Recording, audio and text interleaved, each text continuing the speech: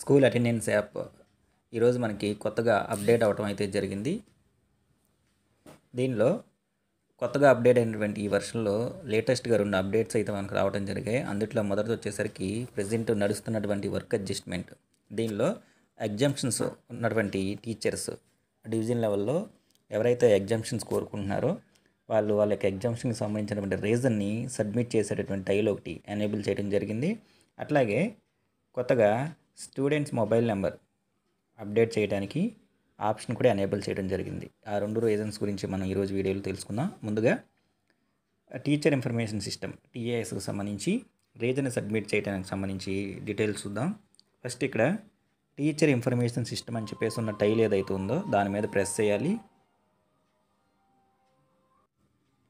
Option select చేసుకోగానే second option ఇక్కడ mark exemption for work adjustment అని చెప్పేసి ఆప్షన్ ఉంది. దాని మీద ప్రెస్ చేయగానే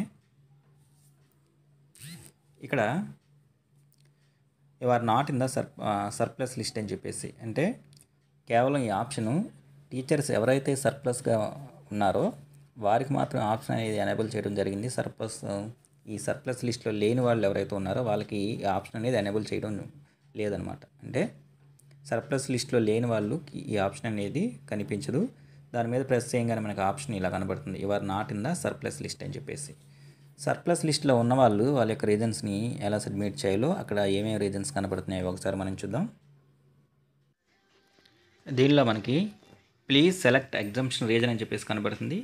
ఇక్కడ ఒక్కొక్కటి spouse grounds, undergo treatment cancer, next అట్లాగే open heart surgery, undergo treatment neuro surgery, ఇట్లా కొన్ని ఆప్షన్స్ ఉన్నాయి. వాటిలో ఒక రీజన్ మనం సెలెక్ట్ చేసుకోవాలి. సెలెక్ట్ చేసుకుని కింద సబ్మిట్ అని చెప్పేసి ఆప్షన్ ఉంటుంది. ఈ సబ్మిట్ అనే ఆప్షన్ ఏదైతే ఉందో దాని మీద మనం ప్రెస్ చేయగానే సక్సెస్ఫుల్లీ సబ్మిటెడ్ అని చెప్పేసి మనకి డిస్ప్లే వస్తుంది.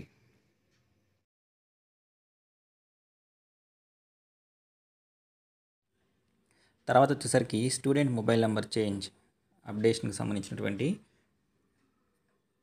ఐకాన్ మనకి లాస్ట్లో ఉంది. దీని మీద ప్రెస్ చేయాలి. ప్రెస్ చేసిన తర్వాత ఇక్కడ అన్ని క్లాసులు కూడా మనకి డిస్ప్లే అవుతాయి. ఇందులో ఏ క్లాస్లో స్టూడెంట్స్కి మనం మొబైల్ నెంబర్స్ అప్డేట్ చేయాలనుకుంటున్నామో ఆ కన్సర్న్ క్లాస్ని మనం సెలెక్ట్ చేసుకోవాలి. సెలెక్ట్ చేసుకోగానే నేమ్స్ కనబడుతూ ఉంటాయి. ఇలా బ్లూ కలర్లో కనబడితే మనం మొబైల్ నెంబర్ని అప్డేట్ చేయాల్సినటువంటి అవసరం లేదు. కానీ ఎక్కడైతే మనకి మొబైల్ నెంబర్ చూపించట్లేదో అలాంటి వాళ్ళకి మన మొబైల్ నెంబర్ అనేది అప్డేట్ చేయాల్సి ఉంటుంది.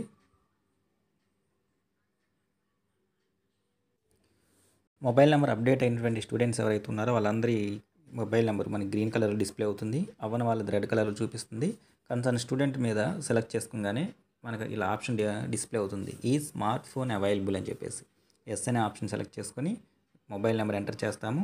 ఎంటర్ చేసిన తర్వాత క్లిక్ టు ప్రొసీడ్ అనే ఆప్షన్ ఏదైతే ఉందో దాని మీద ప్రెస్